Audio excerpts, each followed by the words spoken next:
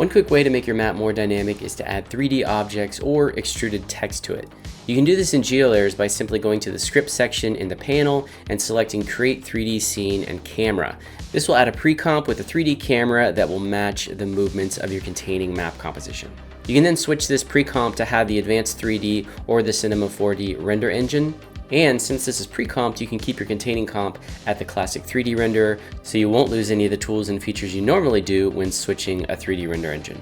Now I can extrude this 3D text, add an environment light with a shadow catcher, and then pull it out in Z space a little bit. And now I will have some nice movement and parallax as I change the pitch and the bearing.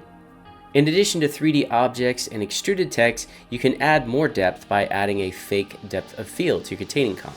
To do this, I add an adjustment layer and then apply the camera lens blur effect. This will actually blur everything, so I'll need to create what's called a blur map, and I do this by adding a solid layer and then applying a mask to it.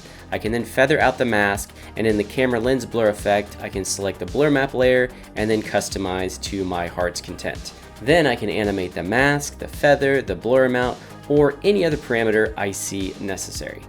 Now I know there are a lot of vignette haters out there, but I absolutely love them and I use them all the time when making maps. They're especially useful when you want to make your labels pop. You can add a vignette just to the base map or on an adjustment layer above your base map and other elements, and then keep all of your labels on top of that adjustment layer, and that can look really great. I also like to animate the position of the vignettes to loosely match any elements that are moving on screen.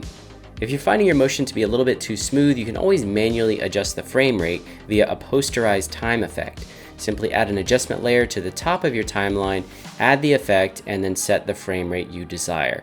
I often find that I like anywhere between 18 to 22.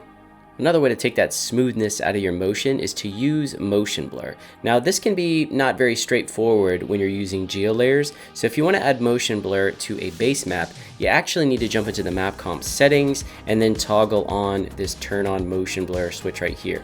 And make sure you turn it on for every map comp, even your water mask map comps if you're using those. And then of course be sure to go and turn on motion blur for all of your other elements that are either pinned or parented to your map. And you can always play around with the force motion blur or pixel motion blur effects, applying those to adjustment layers. However, I've never really found much success with using these. Okay, I hope you enjoyed this tutorial, and as always, if you want to master the art of map animations, be sure to check out my GeoLayers 3 masterclass, link in the video description.